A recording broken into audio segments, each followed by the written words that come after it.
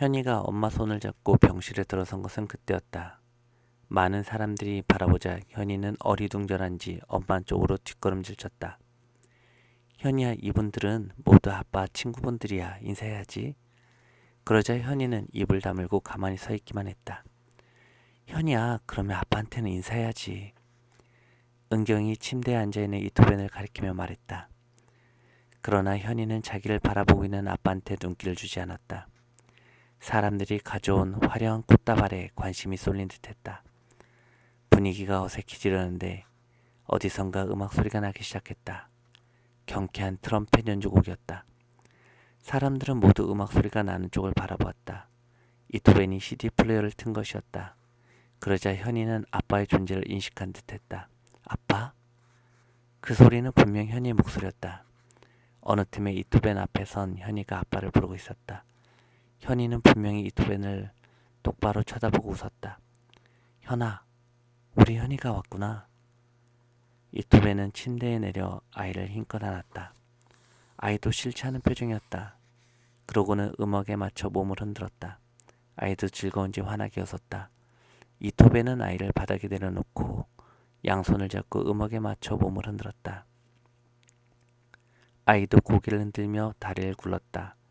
함께 둘러선 3팀 사람들이 리듬에 맞게 모두 박수를 치기 시작했다. 은경은 트럼펫 연주 음악이 귀에 익었다. 3살 때인가? 이토벤이 아이와 함께 춤을 추었던 바로 그 곡이었다. 간호사가 들어와 말리지 않았다면 이토벤과 아이는 틀림없이 하루 종일 춤을 추었을 것이다. 이토벤이 아이 손을 놓고 침대에 걸터 앉았을 때 공명통이 꽃다발 뒤에 감춰온 큰 상자를 꺼냈다. 상자는 아키 케이스 모양이었다. 창립 기념회 연주회 때 현이가 연주할 바이올린을 가져온 게로군. 이토벤은 은경이 어제 아침에 한 말이 기억해냈다.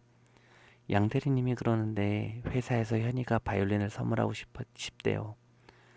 연주회 참가 기념으로 받아도 되죠? 하고 물었다.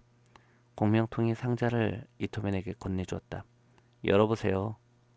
뚜껑을 열자 상자 안에 바이올린이 보였다. 그런데 바이올린은 아직 완성되지 않은 상태였다. 상자 안에는 사운드박스 하나를 비롯해 아직 조립되지 않은 바이올린 부품들이 칸칸이 잘 구분되어 자리 잡고 있었다. 쿵. 심장 박동 소리만 운명의 노크 소리처럼 이토벤의 머리를 울렸다. 공명통이 사운드박스를 꺼냈다. 이어 황 독사가 조그만 병과 붓을 꺼냈다. 그만의 독특한 노하우가 담긴 바니쉬였다. 그는 하얀 차를 깔고 도료와 붓 세트를 올려놓았다. 이들이 무슨 일을 벌이고 있는지 깨닫는 데는 그리 오래 걸리지 않았다. 사운드박스는 이토벤 선생님이 다 만들어 놓은 것입니다. 비행기에서 내리는 즉시 모두 공장으로 갔죠. 공명통 장인이 넥과 스크롤박스를 깎았고 패그박스는 제가, 팀장님은 브릿지, 황장인은 지팡 이렇게 하나씩 나눠 맡아 어젯밤 하루 꼴딱 새면서 작업했어요. 스노우킨이 웃으며 설명해 주었다. 이토벤은 아무 말도 할 수 없었다. 뭐라 말을 하고 있었지만 입 밖으로 나오는 소리는 없었다. 그리고 사운드박스 내부에 들어갈 사운드 포스트하고 베이스반은 막내가 직접 붙였어요. 숨듯이 앉아있던 막내가 쑥스럽다는 듯 표정을 짓고 있었다. 강 팀장이 웃으며 막내 어깨를 두드렸다. 우리 팀이 이렇게 회생한 것은 이토벤 선생 때문입니다. 그리고 이토벤 선생은 벌써부터 우리와 한 팀 아닙니까? 그래서 우리가 같이 바이올린을 만들 생각을 한 것입니다. 황 독사가 눈을 반짝이며 말했다. 몸은 불편하지만 마지막 조립과 바니쉬 작업은 이토벤 선생님이 본인이 직접 해야 합니다. 마무리는 본인의 손길로 하는 게 의미가 있을 테니까요. 강 팀장의 말에 모두들 공감하는 미소를 화답했다. 이토벤은 아들에게 한시라도 빨리 바이올린을 건네주기 위해서인지 혼신의 힘을 다해 칠을 했다. 3팀 식구들과 아들이 보는 앞에서 이토벤은 너무나 행복한 붓질을 하고 있었다. 그의 몰입 앞에서 3팀 동료들은 도와주겠다는 생각도 할 수 없었다. 마지막 붓질을 마무리하고는 온몸의 체력을 다 소진한 듯 쓰러지다시피 침대에 누웠다.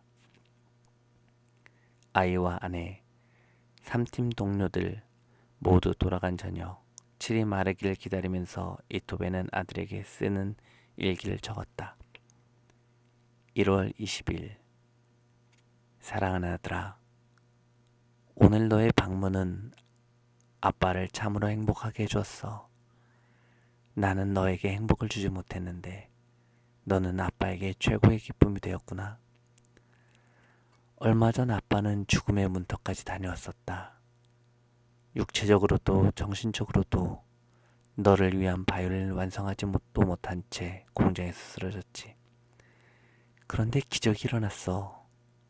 너도 보았듯이 3팀 식구들이 기적을 일으켜 방금 너의 바이올린을 완성했다. 사실은 내 바이올린이 바로 아빠를 지탱해주는 힘이 되었거든. 내가 아빠를 살린 거다. 아빠가 바이올린을 만든 것은 사실 너에게 치료제를 만들어 주려는 거였어. 비록 아빠가 세상을 떠나더라도 아빠의 영혼과 손길이 깃든 분신 같은 바이올린을 내게 남겨주고 싶었다. 그걸로 연주를 계속한다면 언젠가 내가 터널을 빠져나올 것이다 확신하면서 포기하지 않았지. 머지않은 날, 이 바이올린이 내게 들여온 어두운 그림자를 깨끗이 벗겨줄 거라 믿는다. 사랑한다.